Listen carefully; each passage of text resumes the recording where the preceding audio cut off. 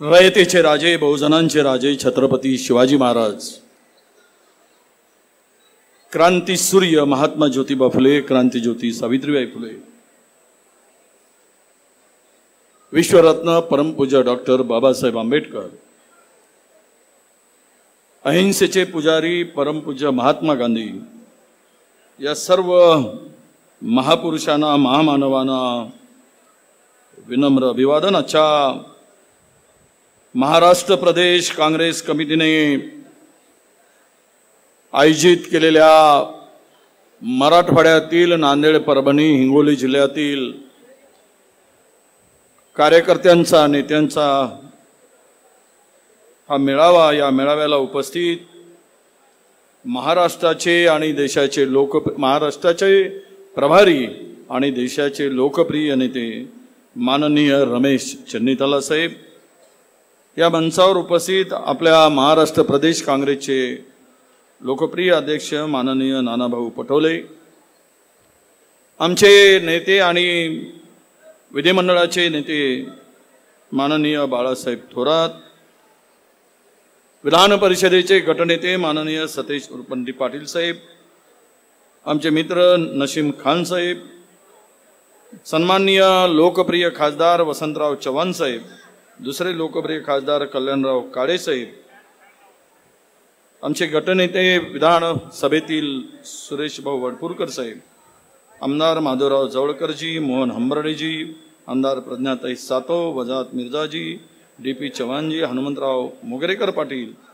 B R. Kadam Patil जिल्हाध्यक्ष, अब्दुल सत्तारजी शहर अध्यक्ष, संजय पाटील शेवाळकर, आमचे युवक काँग्रेसचे अध्यक्ष कृणाल राऊजी, सिद्धार्थ हत्ती आंबोरे, आमचे एसी विभागाचे महाराष्ट्राचे अध्यक्ष आणि सर्व तमाम मंचावर असलेले मान्यवर नेते आणि तीनही जिल्ह्यातून महाराष्ट्राच्या विधानसभेवर तिरंगा फडकवण्यासाठी आलेल्या माझ्या शूरवीर काँग्रेस कार्यकर्त्यांनो, पदाधिकाऱ्यांनो आणि नेत्यांनो, तुम्ही निर्धार केला असाल तर एकदा काँग्रेस पक्षाच्या नावाने हात वर करून विधानसभेमध्ये आम्ही झेंडा फडकवल्याशिवाय स्वस्थ बसणार नाही, अशी शपथ घ्या। काँग्रेस पार्टी, काँग्रेस पार्टी, तुमचा आवाज सांगतोय, कोणी मायचा लाल महाराष्ट्राच्या विधानसभेवर काँग्रेसचा झेंडा फडकवण्यापासून रोखू शकणार नाही,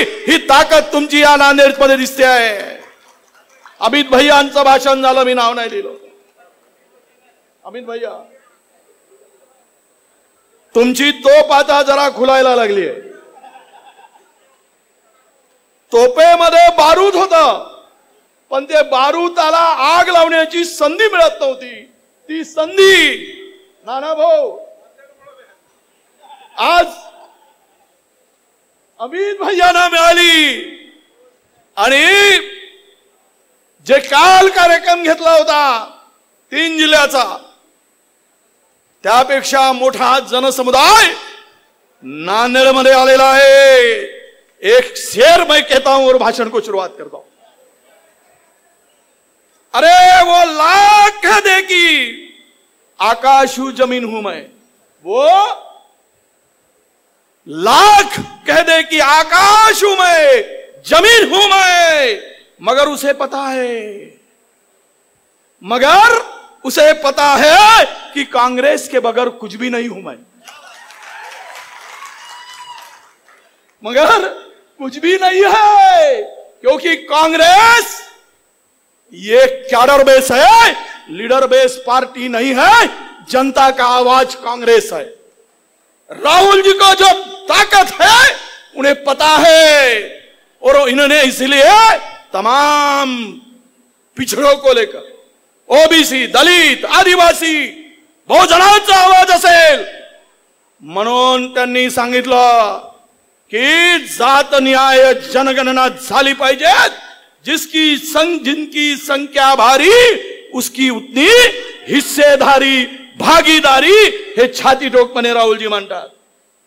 आज तुमची सगळ्यांची उपस्थिती, मराठवाडा आणि काँग्रेस हे भावनिक नातं आहे, भावनिक नातं। मराठवाड्याला काँग्रेस पक्षाने 3 मुख्यमंत्री दिले, 2 गृहमंत्री देशासाठी दिलेत. एवढं प्रेम हायकमांडचा व आमच्या आपल्या संपूर्ण दिल्लीच्या नेत्यांचं, काँग्रेस पक्षाच्या वरिष्ठांचा काँग्रेसवर आहे. हे अनेक वेळा दाखवून दिलेलं आहे. आणि म्हणून आज नेता जाईल येईल, पण काँग्रेस मात्र कोणी संपवू शकणार नाही. काँग्रेसी मुळं या नांदेड आणि जिल्ह्याच्या परिसरामध्ये खोलवर रुजली आहे. मी शुभेच्छा देतो वसंतरावजी साहेबांना, वसंतराव साहेब, चव्हाण साहेब, की आज जो नांदेडचा इतिहास ज्या वेळेस लिहिला जाईल पुढचा, त्यावेळेस त्याची सुरुवात वसंतराव चव्हाण साहेबांच्या नावापासून लिहिली जाईल. सुरुवात तुमच्यापासून होईल.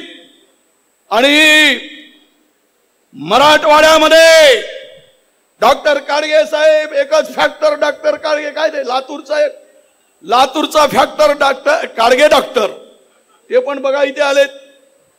100% मराठवाड्यामध्ये 3 जागा लढल्या आणि 3ही जागा काँग्रेसने जिंकल्या. 100% निकाल काँग्रेसला देणारा मराठवाडा आहे, काँग्रेसला निकाल देणारा मराठवाडा. आणि विधानसभेमध्ये सुद्धा नाना भाऊ 100% निकाल मराठवाड्यातून काँग्रेस देईल, यामध्ये आमच्या मनामध्ये अजिबात शंका नाही. आपण नेत्यांनी आपलं जे काही काम आणि जो घाम सोडला मोदींना, जे काम करून राहुलजींनी तुम्ही सगळ्यांनी पाहिलाय. 400 पार 400 पार. आणि त्यांचे नेते सांगत होते इस बार 400 पार और संविधान उस पार. जे कुच्ची भरली पुन्हा बॉम्बलनं बंद होऊन गेलं लेखाचा. जय श्रीराम म्हणायचे, आता जय श्रीराम म्हणतात. आवाजच गेला, आवाज काढायला तयार नाहीत. प्रभू रामचंद्राच्या नावाने राजकारण करताय, मूर्ख बनवताय लोकांना. तर रामचंद्र प्रभू जिथे जिथे वाद झाला तिथं भाजपची पुरी जिरवून टाकली. रामेश्वरम, रामटेक, अयोध्या, जिथं राम थांबले तिथं पहिल्यांदा त्या भूमीमध्ये भाजपला गाडण्याचं काम प्रभू रामचंद्रांनी केलं. हा इतिहास झालेला आहे. म्हणून देवाच्या नावाने, धर्माच्या नावाने राजकारण कराल तर तुम्हाला इथेच गाडल्याशिवाय राहणार नाही. काँग्रेस हा नॅचरल फॉरेस्ट आहे, नैसर्गिक. आणि भाजपा म्हणजे प्लांटेशन केलेलं जंगल आहे. याला पाणी देत राहा तोपर्यंत झाड जिवंत, आणि पाणी देणं बंद, झाड मेलं. काँग्रेस आपणच झाडं उभे होतात, एक मेला तरी 100 झाडं तयार होतात. ही काँग्रेस आहे. म्हणून विलासराव देशमुखांनी सांगितलं आहे, काँग्रेस पक्ष नाही विचार आहे. काँग्रेस हा एका माणसाचा नाही तर या देशातील लाखो करोडो लोकांचं स्थान आहे. म्हणून काँग्रेसला कोणी संपवू शकत नाही, हे विलासराव देशमुख साहेब स्वर्गीय सांगायचे. ती काँग्रेस महाराष्ट्राच्या येणाऱ्या विधानसभेसाठी आज तयार होते आहे. राज्य उद्ध्वस्त झालेला आहे, भ्रष्टाचाराने पोखरून टाकलेला आहे.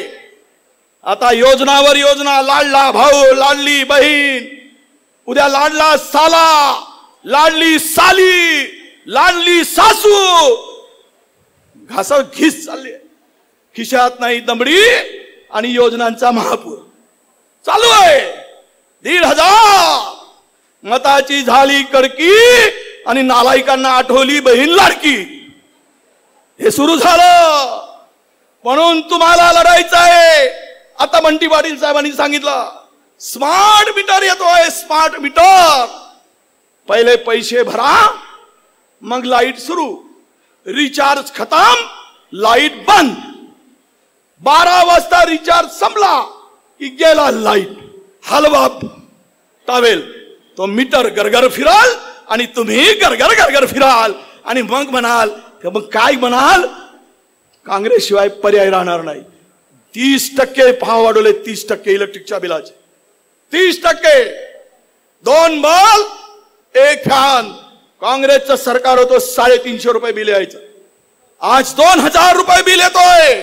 हे लाडकी बहीण आणि चोरांचा सुरसुडाट. चोर, डाकू, लुटेरे सगळे गेलेत भाजपमध्ये. साफ झालाय, स्वच्छ झाले आहे पक्ष आमचा. होते नव्हते सगळे गेले. कोणी ईडीला घाबरून गेले, कोणी सीबीआयला घाबरून गेलेत, कोणी धाक दाखवल्यामुळे गेलेत. आणि सगळे भ्रष्टाचारी जमा करून भारतीय जनता पक्षाचे नेते म्हणतात काँग्रेस भ्रष्टाचारी आहे. लाज वाटत नाही ना? सगळे चोर तुमच्याकडे. पाहिलं तुम्ही निवडणुकीच्या तोंडावर सगळ्यांनी बघितलं. लोकसभेच्या पूर्वी अजित पवारांच्या वर आमचे पंतप्रधानांनी काय म्हटलं? 70,000 करोड़ का घोटाला किया. बहनों भाइयों, हम इनको छोड़ेंगे नहीं. 4 दिवसात ये भ्रष्टाचारी को हम साथ में लिए बगैर छोड़ेंगे नहीं म्हणून सांगितलं. सोबत घेतलं आणि वरून खांद्यावर हात ठेवून विचारलं, बेटा अजित कैसे हो? यांनी सांगितलं ठीक हो. तो शोलेचा डायलॉग होतो. सांगितला कैसे हो? सरदार ठीक हो. सरदार ने पूछा बेटा अजीत कितना खाया? सरदार 70,000 करोड़ खाया. बेटा अजीत बहुत कम खाया, तू इधर आ जा, तिजोरी की चाबी ले जा, जितना खाना है उतना खा जा. वाह रे सर, हे चोर सगळी जमा झाली आणि या चोरांचा बाजार डाकू लुटेरे मिळून तिघेही महाराष्ट्राला खड्ड्यात घालण्याचं काम करतायत. सोयाबीनचा शेतकरी उद्ध्वस्त झाला. त्या सोयाबीनला दर मिळत नाही, कापसाला दर मिळत नाही, पीक विम्याचा पैशाचा पत्ता नाही, कर्जबाजारी झालेल्या शेतकऱ्यांची कर्जमुक्ती नाही. आणि म्हणून गिन के बदला लेने का समय आया है. आणि ते विधानसभेमध्ये तुम्ही घेण्याची ताकद आता दाखवण्याची आवश्यकता आहे. म्हणून सांगतो सर्व माझ्या बांधवांना, अल्पसंख्याक बांधवांना सांगतो, आमचे प्रदेशाध्यक्ष बोलतील, चिंता करू नका. देशाच्या संविधानासाठी, या देशाचा धर्म वाचवण्यासाठी, देश धर्मासाठी काँग्रेस संविधानाचा आणि लोकशाहीच्या रक्षणासाठी लोकसभेमध्ये लढली आणि 31 जागा महाराष्ट्रामध्ये आलेत.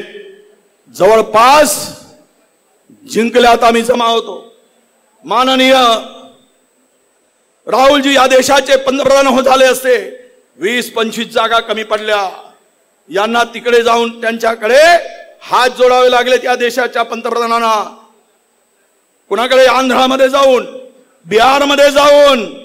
पण तुम्ही पाहिलात काल लोकसभा झाली, लोकसभेमध्ये राहुलजींचा आवाज आणि त्यांची भाषणं तुम्ही सगळ्यांनी ऐकले असणार. घामसुरी मारली नरेंद्र मोदीजींना. 3 वेळा पाणी पित होते. 56 इंचची छाती शिकून 32 इंचची झाली होती. पार घामसुरी दिसत होती. हे राहुलजीचा धाक त्या लोकसभेमध्ये आहे. आणि म्हणूनच वक्फ बोर्डाच्या जमिनीच्या संदर्भात 10 वर्षात पहिल्यांदा जेपीसी कडे हे प्रकरण जर गेलं असेल तर ते राहुलजी गांधीमुळे गेलेलं आहे, हे आपण विसरू शकत नाही. जेपीसी कडे पाठवावं लागला. आज हाच हीच खरी आपली विजय आहे असं मी म्हणतो. आणि म्हणून तुम्हाला विनंती करतो, ह्या पहिल्यांदा मी नांदेडामध्ये भरपूर आलो. नांदेडाचा आणि माझा संबंध फार जवळचा. नसीम भाई, तुम्हारा जितना रिश्ता था वो हमारा भी था, पर हम डरने वालों में से नहीं है.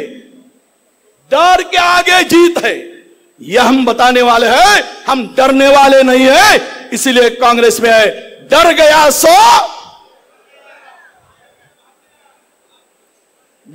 सो भाग गया. हम इसलिए है क्योंकि काँग्रेस येतील जातील, आम्ही कितीही नेते कोण कुठे गेले तरी फरक पडणार नाही. कारण काँग्रेस हा देशाचा विचार आहे. आणि तो विचारासाठी म्हणून आम्ही सर्वजण सोबत आहोत. दिवस फार काही नाही, 2-2.5 महिन्याचा कालावधी शिल्लक आहे. 2-2.5 महिन्यामध्ये महाराष्ट्रामध्ये सत्ता परिवर्तन होणार.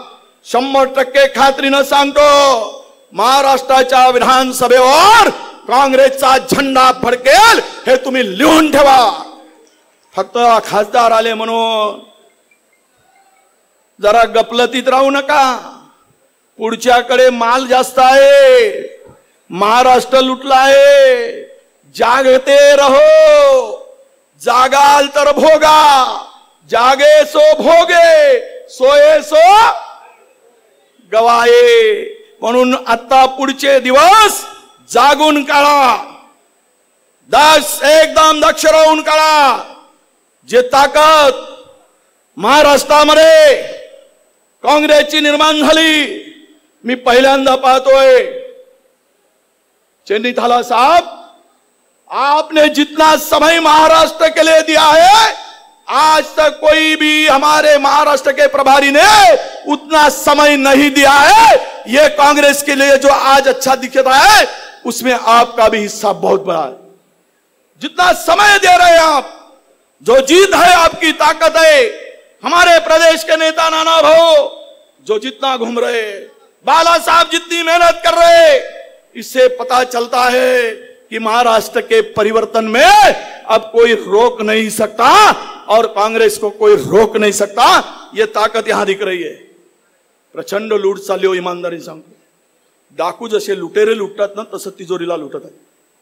जमिनी विकल्या जात आहेत, अदानीच्या घशात घातले जात आहेत, उद्योग पडवले जात आहेत. गुजरातच्या दिशेनं चालले. कालच महिंद्राचा उद्योग नाशिक मधला 25,000 कोटी रुपये गुंतवणुकीचा उद्योग करारनामा झाला.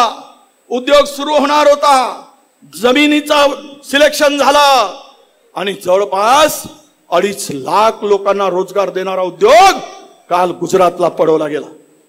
अरे गुजरातचे गुलाम म्हणून महाराष्ट्राच्या गादीवर बसणाऱ्यांना तुम्हाला लाज का वाटत नाही की तुम्ही महाराष्ट्राच्या तरुणांना रस्त्यावर नांगळ फिरवताना तुम्हाला लाज वाटत नाही? लाखो लोकांचा रोजगार पडवला जातोय. महाराष्ट्र गुजरातच्या मागे गेला आहे. 1 नंबरवरचा महाराष्ट्र आज कुठे नेऊन ठेवलाय?